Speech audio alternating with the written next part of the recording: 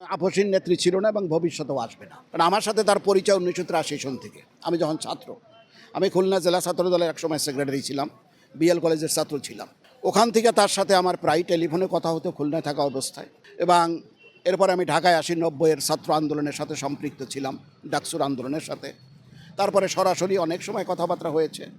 তার যে একাগ্রতা, তার যে নীতিবোধ, তার যে আপসীনতা, এইটা আর কারো মধ্যে পাওয়া যাবে না, ভবিষ্যতে আর কেউ আসবে না।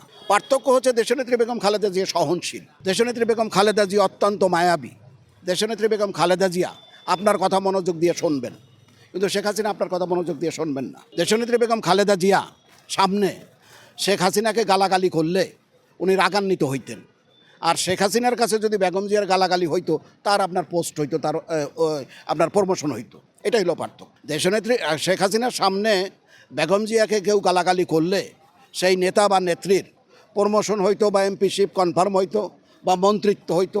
কিন্তু দেশনেত্রী বেগম খালেদা জিয়ার সামনে আমরা শেখ হাসিনাকে কখনো কটু কথা বলতে পারি নাই, খারাপ কথা বলতে পারি নাই। এবং তিনি কোনো দিন শেখ হাসিনা বা শেখ মুজিব সম্বন্ধে কোনো খারাপ কথা বলছে এরকম রেকর্ড বোধহয় খুব কমই আছে। এটাই হলো পার্থক্য। খালেদা জিয়ার তুলনা শুধু খালেদা জিয়াই, ওনার সাথে পৃথিবীর কারোর সাথে তুলনা হয় না। আমাদের নেত্রী হচ্ছে আপোষহীন, উনি সারা জীবনে কারোর সাথে আপোষ করেন নাই। শেখ হাসিনা এরশাদ সরকারের সাথে আপোষ করে জাতীয় বেঈমান হিসাবে আখ্যায়িত হয়েছেন, কিন্তু আমাদের নেত্রী কখনোই আপোষ করেন নাই। আমরা কামনা করছি যে আমাদের নেত্রী ইনশাআল্লাহ আল্লাহর রহমতে সুস্থ হয়ে আবার স্বাভাবিক জীবনে আমাদের মাঝে ফিরে আসবেন। এটা সারা বাঙালি জাতি এবং জাতীয়তাবাদের প্রত্যাশা। তারেক রহমান দেশে এসে বাংলাদেশের জাতীয়তাবাদী দল বিএনপির নেতৃত্ব করবেন, এটাই স্বাভাবিক। তিনি নির্বাচন পরিচালনা করবেন, তার বাংলাদেশে আসতে কোনো বাধা আছে বলে আমরা মনে করি না। তিনি অবশ্যই চলে আসবেন।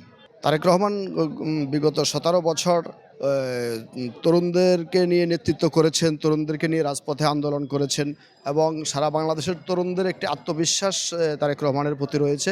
এর জন্য সবাই তারেক রহমানকে তারুণ্যের আইডল মনে করেন। বেগম খালেদা জিয়ার জন্য ভালোবাসা বাংলাদেশের আপাময় সমগ্র জনগণের।